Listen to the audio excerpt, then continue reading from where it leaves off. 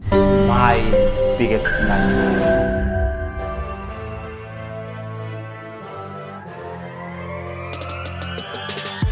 The biggest blunder I've done in business. My definite biggest blunder.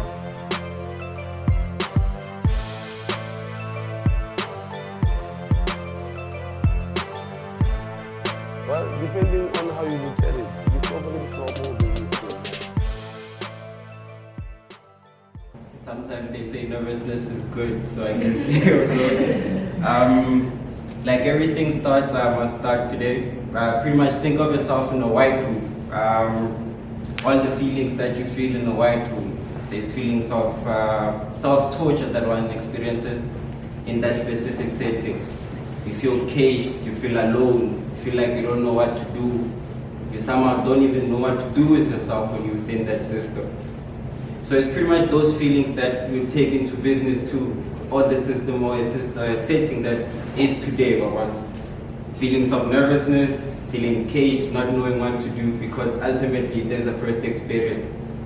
So I'm gonna take you through a system we built based on a whiteboard and a blackboard. So I'm gonna start with the blackboard. A blackboard is pretty much a system where teachers used to use chalk and a board to interact with their students and hold classes with the masses. And that's all they had to communicate with their students, just chalk and a blackboard. And as evolution happens, you see it, they moved away from chalk and the blackboard to a whiteboard. And the difference between the two user systems was pretty much that chalk was replaced with ink and the blackboard was replaced with a whiteboard. But how does that improve systems? Efficiency, time, and how the teachers would then offer their services to the students and the communications within those services was also improved. And that's all evolution, right? So we had built and we were working on a system called EduMe. Pretty much EduMe was a system that looked to take all of those systems that the blackboard and the whiteboard had evolved to becoming at that particular time, and we were shifting it to the digital age now. So the third stage, you call it. So how we're gonna do that? So we pretty much created a system whereby a teacher would collaborate and interact with their student on a collaborative whiteboard, which allowed us for peer-to-peer sharing of handwritten notes. Like again, it's handwritten notes, so you're taking a person writing on a paper at the same time as you writing on the same paper. But you could only do this on a mobile phone. So that's what we were working on. One. Two, we're looking at tutorials and tests as well. How you could write mobile exams in class or at home as well. And lastly, we're pretty much looking at the student experience at school, who you've communicated with, your peers, how you study, your sports, and pretty much the system around how school was supposed to be facilitated. It looked pretty much easy, right? We could do it. So I'm here to share with you today a certain blunder that we make, because like all of us here, we're trying to be successful. So it's a person called Mr. John. So this was at the National Education Department in Pretoria. I remember when we got there, I got there looking like I am kind of today. Very nervous. Very nervous. So we software students. My team comprised of 5 boys. Our founder at the time was pretty much my co-founder was Voyonka Binde. I studied economics with me at school. So unlike the lady here, she studied software, but I was doing economics. So somehow within the year, we kind of dropped out. Well, I wouldn't call it drop out because we pretty much worked on the system in the same cafeteria of our school. So we were still at school pretty much. And then he also managed to find us a team of other 3 software developers from MGI in Medray through the parking lot. He was a very passionate human being, so he could convince people that we needed to build something and anyone would be keen to work on it. So my father's office was my father's flat was our office, 5 boys, Wi-Fi, the internet, and the first solution we built was EduMe. So again, let's go back to the meeting. We arrived there looking scruffy and all, no suit, nothing inside, and we get there, we look around, we see a group of Chinese boys, pretty much coming to present to the same people we were presenting to. They had a whole delegation waiting for them. We just had one person, Mr. John. So we're nervous, we're flickering, we're walking, and somehow they take us to the meetings at the same time. They prepared, suited up, ready to go. We're just a nervous bunch. It's our first experience, like they'll say, the first day in the rodeo. So we got in there. The first thing that happened, I swear to God, we tried to switch on our laptop and it went off. We didn't want to switch off. So that's when we realized we were really black because it was a hand-me-down laptop. Alright? It was a hand-me-down laptop. So it didn't want to boot up. We don't know if it was nervousness or what, but somehow we got the system going. And then through our nervousness, it then became an HDMI problem. And then now we had to get the program running. Software is tedious to get running on bad PCs. So you could imagine what happened there. Then we waited a few 5 to 10 minutes just waiting for that Windows page to pop away and say welcome. But eventually we got started on the presentation, and John, like the software developer that he was, allowed us to actually just continue with the presentation. He suddenly just sat there and took notes like he was looking at a bunch of his kids who knew nothing what they were doing, about what they were doing, but were eager to prove a point and sell him something that they believe could change the world. So we pitched. I won't get into the specifics of how we pitched. I really believe it was a very bad pitch, and no one would want to learn what happened in there. But the nut and gritty of that pitch was, it was our first rodeo. So understand the importance of how it was our first rodeo, and we were actually presenting at the national department. Doesn't make sense, right? We didn't even prototype the solution. So he asked us at first, what did you build the solution on? We said Qt Creator. I think the old software people would know Qt Creator as where Nokia mobile apps were made and old desktop apps were made. We had hard-coded data, which was fake user data, that we had put into systems just to show him how it worked. So we're not prepared.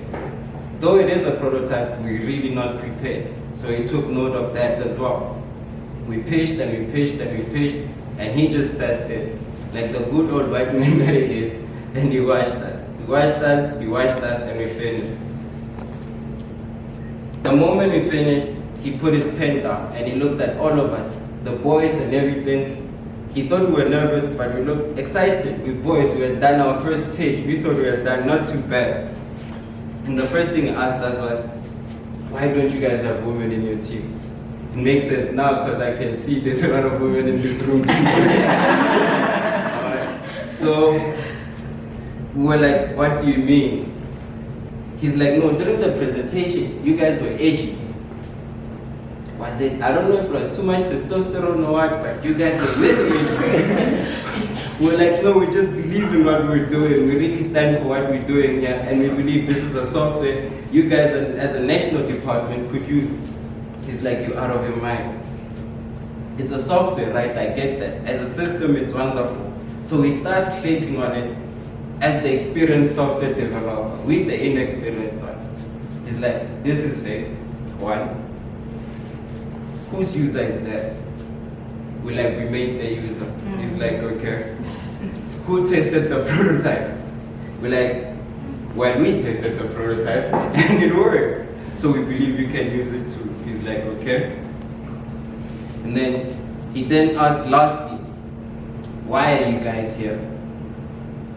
So I looked at my co-founder at that time. He was the one who used to talk for us a lot. So he's like, no, we were prepared and I felt like we should send you an email just so you could hear us out. He's like, yeah, but you could have picked a school to go showcase what you are doing here. We're like, okay, we never thought of that. Our dream is just to take a software out here. He's like, it means you don't know what business you are in to be here in the first place. So that was some of the things that he has told us. I'm sure you can listen to me speaking here. There's a lot of blunders that we made ultimately on the day. But like today, the only difference is today is not a shortcut, but I believe that day was. And a lot of shortcuts compounded into one another, which is pretty much what we're talking about, a blunder, right? A blunder is the same mistake made twice. So I believe we made the same mistakes over and over and over again in a period of 6 to 8 months, preparing a Qt Creator system that we believe we could sell to it. So how did he say we should fix it? It was quite simple actually. At first, you could shift your cube creator system to Android, which will allow you a user database, which will then make sure that you let go of the fake information that you put in the first place. You'd have interactive inputs, an easier way to collaborate with the information and systems that you are building, and ultimately have an efficient way of making sure that the whole system works correctly without cheating the system. It wouldn't take long. Based on what he had told us, we could see that it wouldn't take long.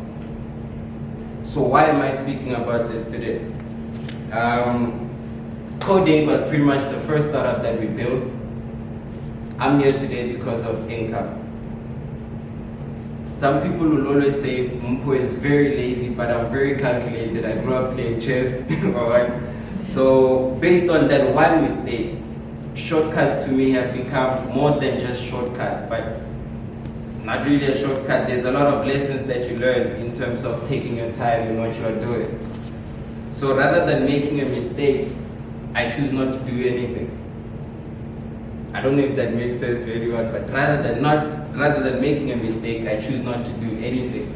We live in a world of information and technology is in our hands. Like the education that you see during the day, I'll take you back to the whiteboard that we were speaking about. We're shifting a whiteboard which used ink or a marker to offer a way of communication to students. Students these days can take that whiteboard home. You could be the student's teacher, but they definitely have a million most other teachers out there that can help them with the very same question they're asking you. They'll most probably find the same answer that you ask them in class when they get home on the internet too. So who's wrong and who's right? What is a shortcut?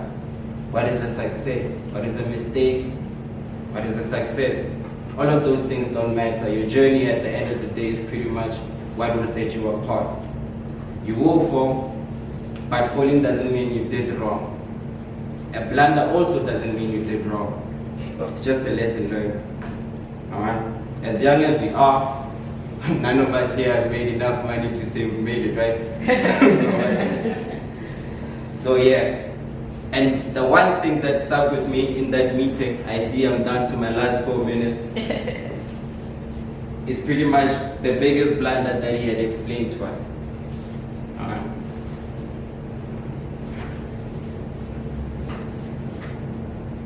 Don't be too quick in expressing or showcasing who you are to people, because you have nothing to prove to people. You're in the business of making money. You don't have to prove to people, but you're here to improve